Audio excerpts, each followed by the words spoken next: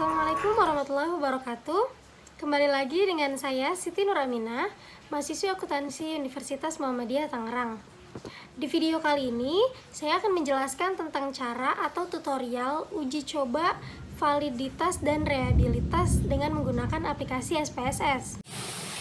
Nah, bahan-bahan yang kita butuhkan pertama-tama adalah Excel berupa data-data atau item-item yang sudah diteliti. Selanjutnya ada aplikasi SPSS itu sendiri.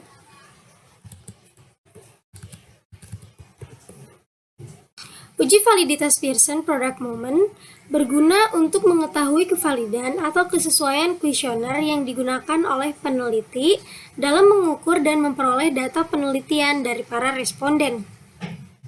Dasar pengambilan uji validitas Pearson ini caranya dengan membandingkan nilai R hitung dengan R tabel. Jika R hitung lebih besar dari R tabel, maka hasilnya valid. Jika R hitung kurang dari R tabel, maka hasilnya tidak valid. Nah, cara mengetahui R tabel dengan N100 pada signifikan 5, pada distribusi nilai R tabel statistik diperoleh nilai R tabel sebesar 0,195. Langsung aja kita coba. Di sini kita udah ada datanya. Langsung kita copy paste ke aplikasi SPSS. Kita copy di data view, paste. Nah, karena di sini masih kayak gini, kita ke variable view, namanya kita ganti dengan LA sesuai yang di Excel tadi. Caranya dengan mereplace, kita klik FAR 000, replace with LA, lalu klik replace all. Nah, nanti dia otomatis teman-teman, kayak gini. Kita close, lalu di akhir kita ganti dengan nama total. Jika sudah, kita lanjut ke data view. Nah, di sini kita akan coba untuk mengetahui uji validitas dari data ini. Caranya dengan mengklik Analyze, ke menu Correlate, lalu Bivariate. Nah, di sini kita select all. Kita pindahkan ke kolom Variables. Kita pastikan correlation koefisiennya yang kolom Pearson itu terchecklist. Lalu kita klik OK. Nah, teman-teman, di sini udah keluar. LA1, LA2, LA3 ini item-item yang tadi di data sebelumnya. Lalu Pearson correlation ini kita bisa sebut juga dengan R hitung ya, teman-teman. Sig adalah signifikan dan N adalah jumlah responden. Kita bisa lihat di sini Pearson correlation-nya atau R hitungnya adalah 0,238. Cara mengcompare dengan R tabelnya, kita harus mengetahui R tabel dari responden 100. Kita coba pakai signifikan 5. Di sini sudah saya biruin. Signifikan 5 untuk jumlah responden 100 adalah 0,195, teman-teman. Jadi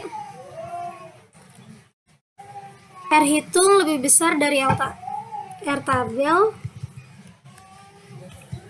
Jika R hitung lebih besar dari R tabel sama dengan valid. Jadi kalau misalnya R hitung di sini lebih besar dari 0,195, maka hasilnya adalah valid. Mari kita cek satu-satu. Di sini adalah 0,238. 0,238 itu lebih besar dari 0,195. Nah, maka ini hasilnya valid. Lalu 0,415 juga lebih besar dari 0,195. Begitu juga dengan 0,274, 0,265, 0,419, 0,417, 0,464, dan 0,428. Semuanya lebih besar dari 0,195. Selanjutnya, untuk uji validitas bisa dilakukan dengan mengecek signifikasi. Nah, di sini signifikasinya bisa kita lihat ada 0,17, 0,000, 0,006 dan sebagainya. Di sini jika nilai signifikasi kurang dari 0,05 maka dia datanya valid. Jika nilai signifikasi lebih dari 0,05 maka tidak valid. Karena di sini signifikasinya 0,017 maka dia lebih kecil dari 0,05, datanya valid. Lalu ada 0,415 di bawah 0,05 maka valid. Selanjutnya signifikasi ketiga 0,06 itu masih di bawah 0,05 maka valid. 0,008, 0,000 sampai bawah itu juga masih di bawah 0,05 maka datanya valid. Selanjutnya adalah uji reliabilitas Cronbach Alpha. Uji reliabilitas bertujuan untuk melihat apakah kuesioner memiliki konsistensi jika pengukuran yang dilakukan dengan kuesioner tersebut dilakukan secara berulang-ulang. Dasar pengambilan uji reliabilitas Cronbach Alpha menurut Wiratna Sujarwani tahun 2014, kuesioner dikatakan reliable jika nilai Cronbach Alpha-nya kurang dari 0,6.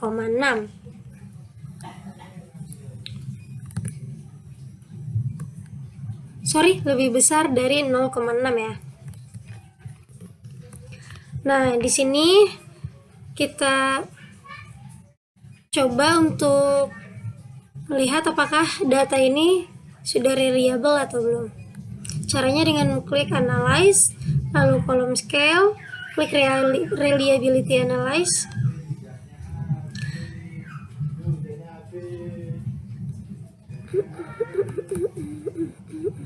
Nah, sebelumnya tampilannya kayak gini teman-teman. Kita select all, kecuali total. Kita pindahkan ke kolom item. Lalu kita klik statistik, scale if item delete-nya di checklist, continue. Nah, di sini modelnya ada alpha, pastikan kalau modelnya alpha ya teman-teman. Klik OK. Nanti di sini ada reliability statistiknya atau Cronbach Alpha-nya adalah 0,656. Nah, karena kuesioner akan dikatakan reliable jika nilai Cronbach Alpha-nya 0,6, lebih besar dari 0,6. Nah, karena di sini Cronbach Alpha-nya lebih besar dari 0,6 tadi, maka datanya bisa disebut reliable. Sekian tutorial dari saya, kurang lebihnya mohon maaf. Assalamualaikum warahmatullahi wabarakatuh.